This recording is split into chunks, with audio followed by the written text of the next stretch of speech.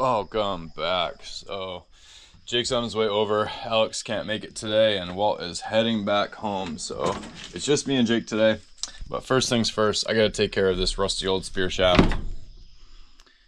It's kind of on its last legs, but it's not done yet. So I'm just gonna go sand that thing up, get the truck packed, and we're rolling. And because they use high carbon shafts, they are virtually indestructible, but the downside is they do rust after sometimes. So I just take 220 grit sandpaper, old stuff from my shop.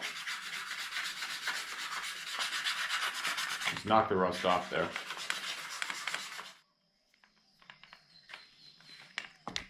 Yeah. I'm gonna add a little bit of fish oil or WD-40 to that flopper so it loosens up a little bit, and tune it. So this flopper is in pretty good shape, but so it should fall open to about there and then stick closed. This is a little bit loose for me, so I want to tighten it up just a little bit. And the way you do that is by whacking right next to the pin, because you want this to pinch the end of the shaft when it gets to about here, so it stays open when you have a fish on, so then you don't lose it. So because most of our stuff is packed away right now, I can't find my fish oil, so I use WD-40. I can't find my hammer, that's in the storage unit, so all I have is a wrench. It's hard enough, it's heavy enough, so I'm just gonna whack that and see if I can get it to stick. So right on that knuckle. Do the other side. Check it again. Yeah, it's significantly tighter. So now it falls open nice and easy, like that. That's how we want it. So then the fish catches this, pushes this open, and then it'll stay open. That way you don't lose any fish. All right.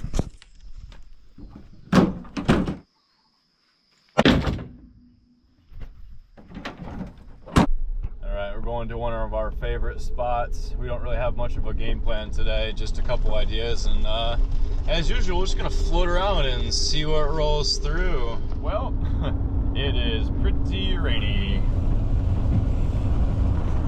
but we've dove rain before. Sometimes it makes it fishier. We're already out here, so I think we're gonna do it. What do you think, Jake? We're gonna get wet today? We're gonna get wet no matter what. We're gonna get wet out there. Oh no. Okay. So the good news is it stopped raining. It's a little bit swelly, but we can definitely do it. The bad news is, left my snorkel and my mask. And the good news is, I have a backup mask. The bad news is, I don't have a snorkel. So we have to go buy a snorkel. We'll be back in a little bit. Yeah. We're meant to get in right now. All right, we got him the best snorkel money can buy. They call it the Uku Guarantee. So we'll see how that goes. The water is a little bit rough and murky, but it's getting calmer out there. It's getting brighter and sunnier out, so we're ready to roll. Let's get in.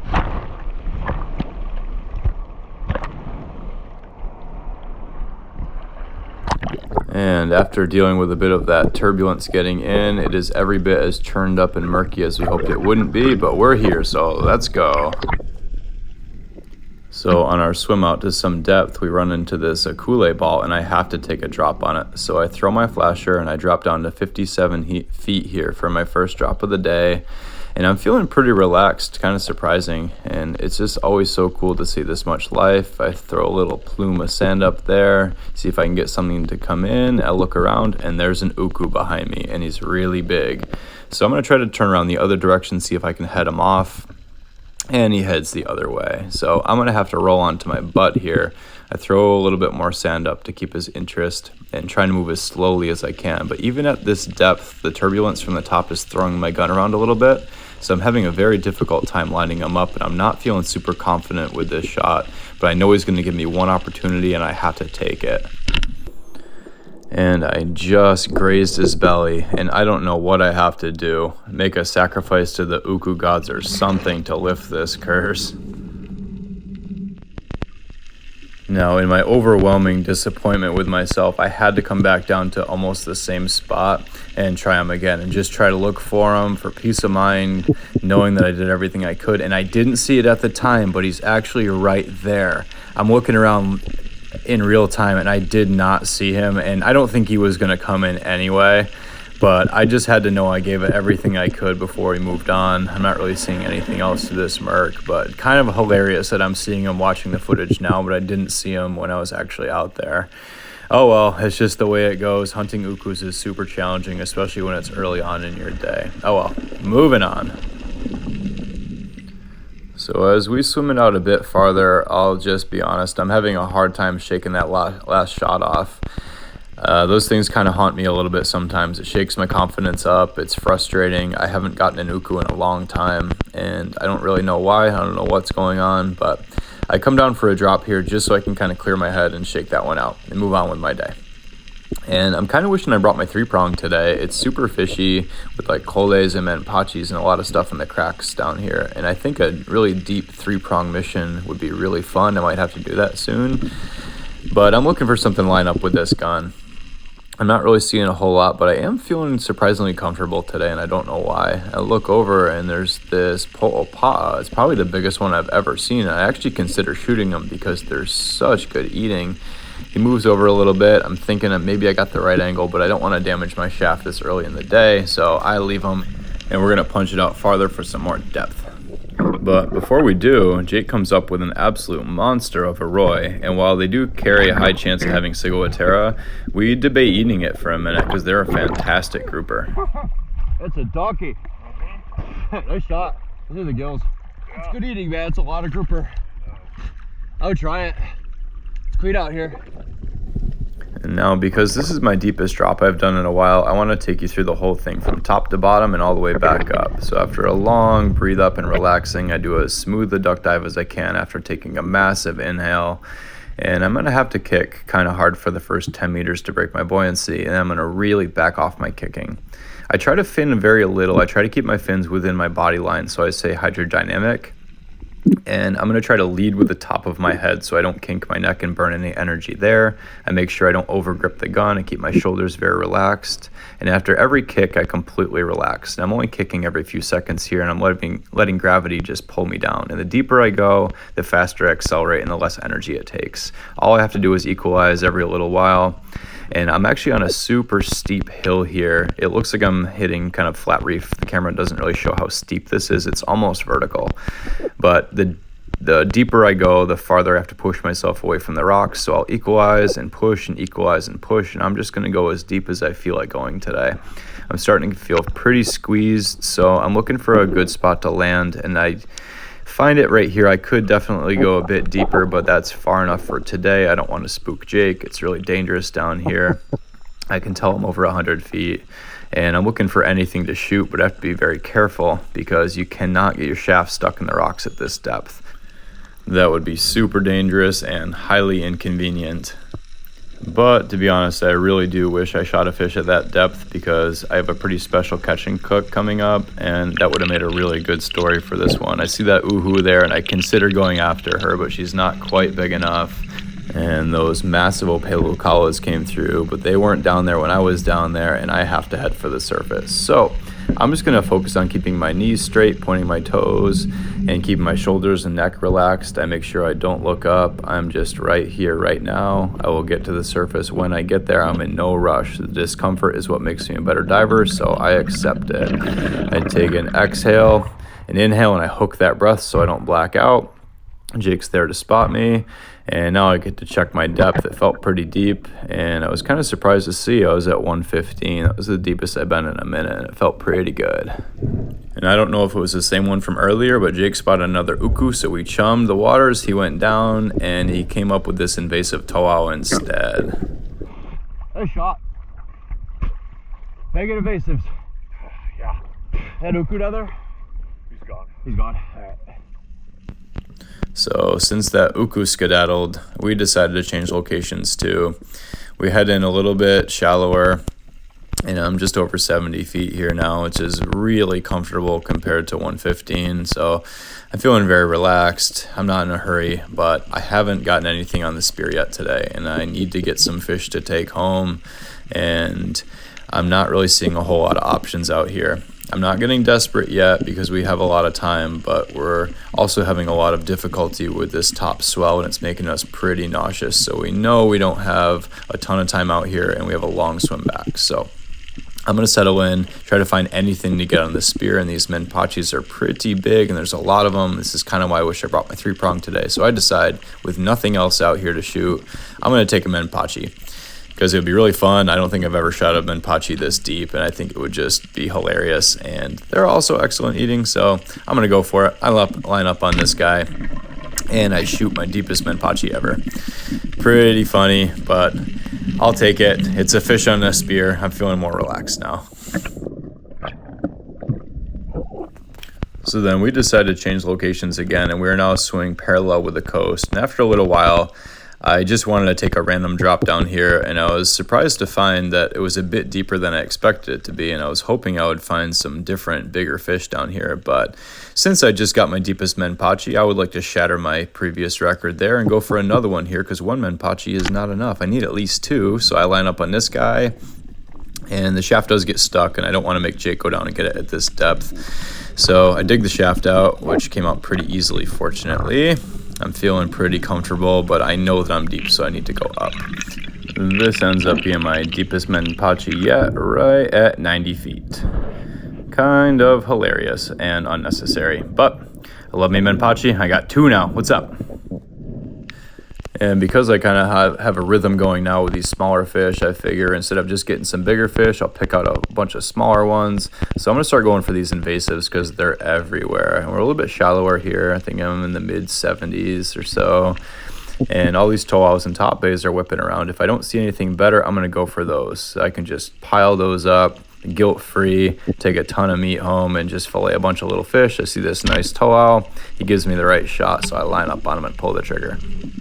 Goes for a little bit of a run. I hit him kind of the top. It wasn't the best shot, but good enough. I'm going to haul him to the surface. One less invasive on the reef. Plus, Jake and I have been making it a mission to get invasives every time I go out, so he comes up with a nice tow out too. So we're doing our workout here.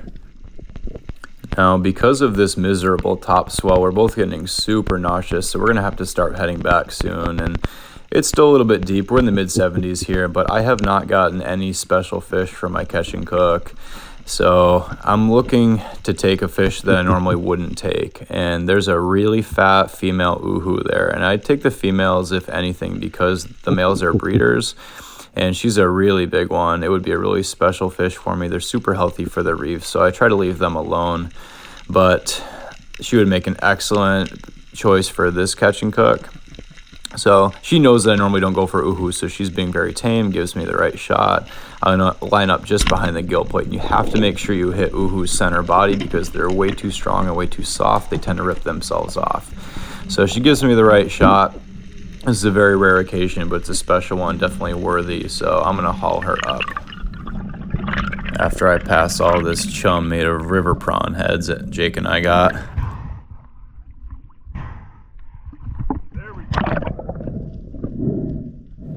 first uhu in years. Definitely mixed emotions for me here. Super stoked, but also a little heartbroken. I just told myself I wasn't going to hunt these anymore, but today's that day.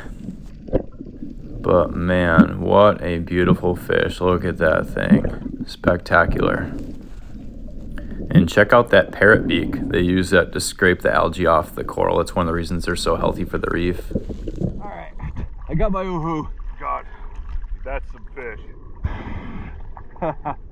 We've been talking about it. Yeah. Now I can do my send-off home bake. My house party. Yeah. That's what I wanted. Honor that girl. Yeah. Special fish. Special occasion. Oh yeah. I knock off one more invasive, call it a day. Yeah. Okay, sounds good. And so to mitigate some of my guilt I'm feeling about taking that uhu, I head back down to the same spot. I'm going to try to knock off one more invasive to try to balance out some of that damage I just did. So I know there's a lot of invasives down here, and I have a friend that would love to take it. So I'm not going to clean it. I'm just going to gut it and bleed it in the water and give it to him. So guilt-free, do some more good for the reef, line up on this ta'ape. It's a pretty good size one too, and shoot right into the rocks, but I don't really care. One less invasive on the reef, feeling a little bit less guilty now, and we're gonna haul him in. Fried fish at 70 plus. Mission accomplished. So these invasive snappers are also excellent eating. They make a good pan fry, and they are really, really pretty fish. We just got so many of them out here. They kind of overwhelm the reefs a little bit, and they eat a lot of the food that the endemic species would otherwise thrive on. Kind of an unusual haul for us, but we'll take it.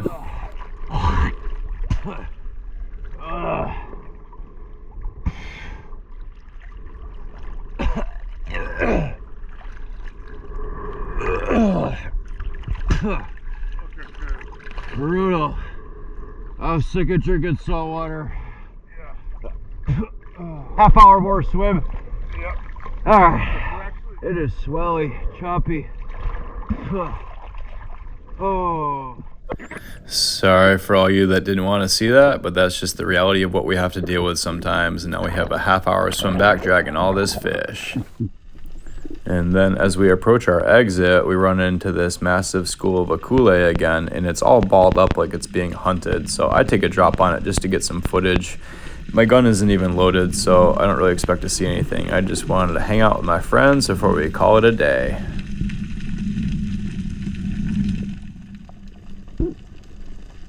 All right, we're out, and we didn't palu out there. That was good. So a little bit rougher than we expected, but got some fish anyway.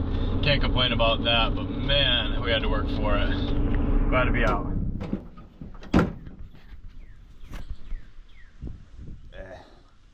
I just want to eat right now.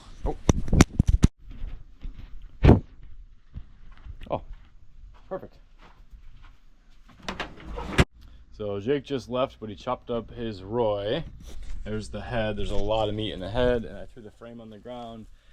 There are flies on it, and if you've watched my ciguatera episodes before, you'll know that I think maybe flies are a good sign. I don't think flies will touch a fish if it has ciguatera, but I don't know that. So the flies are on that. That's a good sign. So we'll try a little bit, give it a day or two, and then see if it's got sig or not, because roy do tend to carry ciguatera. So we'll see how that goes. But right now, I'm going to scale that uhu, because I haven't gotten one of those in years. They're special fish. I don't take them very often, as you guys know. So I plan on baking that one, so I'm going to scale it. Oh, yeah. Look at her. Beauty. I couldn't pass her up. So there's a Japanese fish scaler that Walt got me a couple years ago. So I'm going to use that. I like to start from the back end.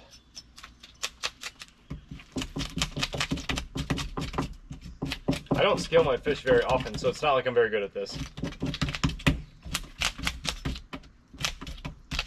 Those scales are like toenails. Make sure you get the head too, because that's all really good meat in there. Don't forget the ones on the top. Cool. There she is. We're just going to give her a good solid rinse off and then dry her off really well.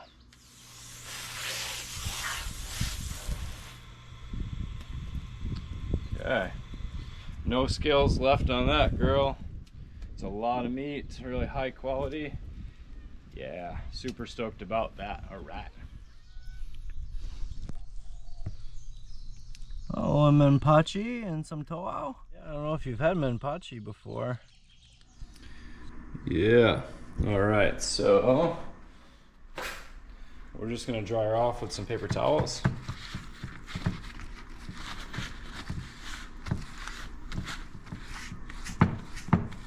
And then we're gonna wrap her up in some paper bag, just some old scraps of paper. Then we're gonna throw her in the fridge so she dries out a little bit.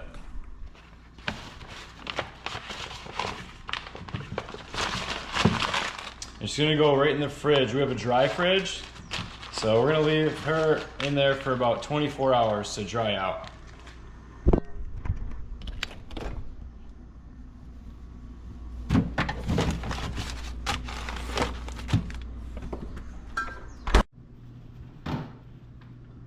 Alright, we got that uhu from yesterday. Had it drying out in the fridge.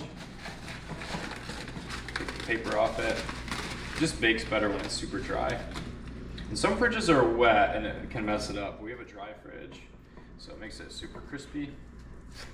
Yeah, that uhu. I haven't done an uhu in years. Special fish for a special occasion. Because this is the last catch and cook we're going to be doing with this guy. What's up, Kevin? Kevin's been here. I knew Kevin since before I bought this house, so he's been here for a lot of dinners, helped me get started. So we're gonna send him with a grand old send off with a special uhu. I don't shoot uhus very often, you guys know that, but this is a special occasion, so I thought it warranted a special fish. So we're just gonna start by putting a bunch of slices in the meat for surface area. That way. And we'll do a few this way too.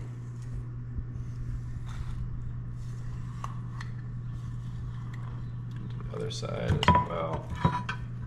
I had to cut out some of the brown paper that stuck to it. The blue ones are males, the red ones are females. And actually in uhus, you want to get the females because when they're in a population, when there are not enough male breeders, one of the females has to transition and that can take some time. So if you're going to go for an uhu, it's actually better to go for the females and try not to take them too often because they're really good for the reef.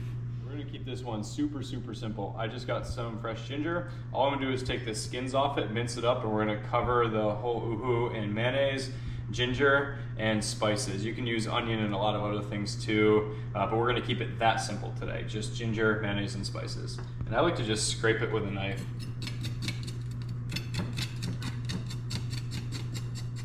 Probably should be using a smaller knife for this, but this one's super sharp and it works pretty well.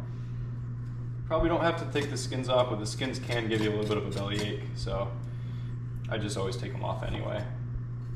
So we're just gonna bring the oven up to 450, nice and hot. We'll get that preheated because it takes a little time. Bang, start. I'll continue taking the skins off this ginger for the next 4 hours. All right, now that I have it skinned, I'm just gonna mince this up. All right, like that. Then, I'm gonna take some mayonnaise, as always, and we're gonna cover this thing. Pretty healthy scoop. Or two. This is my scooping hand, and this is my dirty hand. And of course, on the other side. Bit in the belly cavity too. And then ginger. Push that into the cracks as well. Some in the belly. Yeah, we having fun yet? Getting messy. Okay, that's a good start. Now we add some spices. That oven's almost ready. Take my dad's super spicy horseradish. Whew. It smells great, but it is spicy. Love it. Big scoop there. Yeah, and our usual garlic salt. It's got a hole in the bag, so you just kind of shake the bag a little bit. It's perfect. Yeah. One day we might have a proper kitchen, but for right now, this is all we got. We're about to move out into a tent. All right, some black pepper. So all we need to add to this time is some cayenne pepper. Some extra spicy cayenne. Like for real though, this is like extra hot. Not normal cayenne, so it doesn't take as much. All right, it's no joke. Alrighty.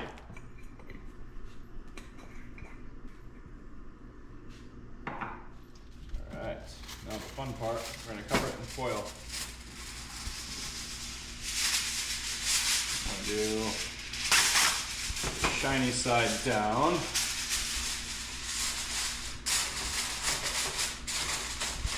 You know it's a nice sized fish when the tail sticks out of your large Pyrex fish. That just makes it look cool.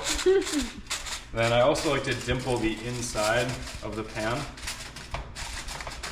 so that way all the steam comes back into it. If you don't do that, it'll come out to the outside of the pan and drip around it and burn. So I want to dimple the inside like that. And that should be pretty good. We're just gonna let that finish preheating. We'll hang out until then. We're at 450. We're gonna pop this in here real quick.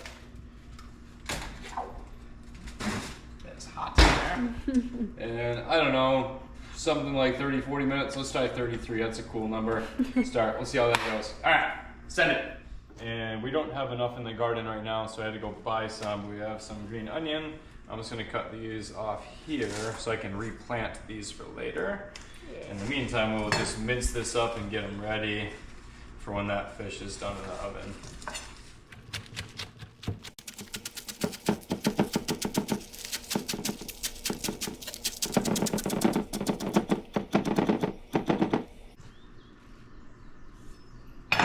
No one is luckier than me. So we got a little appetizer going on here. This is the legendary taco and lobster beaten carrot soup, and Megan's sourdough, and Megan's crackers. Wow. Some peanut oil that Kevin got us. We're doing all right, aren't we? Yeah. Yeah, Kevin. A few minutes left before that ooh comes out. All right. Let's see what we got in here, huh? Oh. That bug is hot.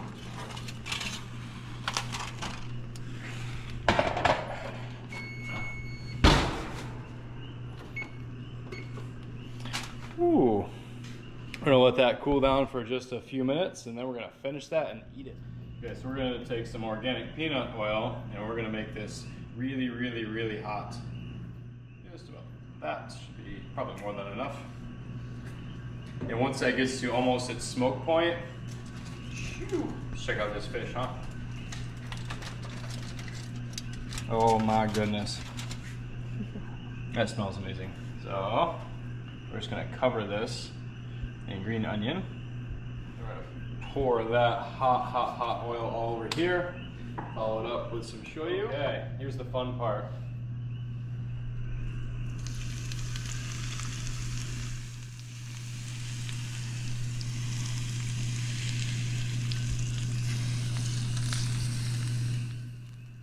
Oh yeah, how's that? Ew.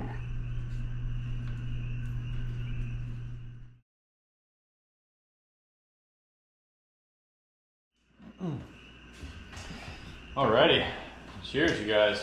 Cheers. The last time the three of us were having dinner in this house, we did, I know it's been a long time coming, but we are very close to closing on the house and the property, so we are moving out of here in the next few weeks, and we're going up to the new place. We'll keep you guys posted on that, but for now we're gonna eat this. Ooh, what you think? Kevin, get in there.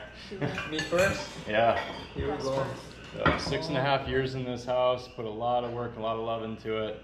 Kevin was a major player in my development and growing up. I feel like I became a different person with this guy over the last few years. Okay. And it ends with ooh. All right. Yeah. I'll just taste this. Thank you. All right. Wow. Delicious. Ooh is a special fish. I don't know the next time I'm gonna take one of those. I'm just so healthy for the reef. And I also feel like I over harvested them way back in the day, so I'm making up for it now. And let them recover. I don't know, the next time I'll shoot one, so. It's a good choice, babe. Yeah. A good send off for this house, huh? Anyway. Cool. Well, we're gonna eat this thing and celebrate our last dinner with Kevin in this house, and we will catch you guys real soon. Thank you so much for watching.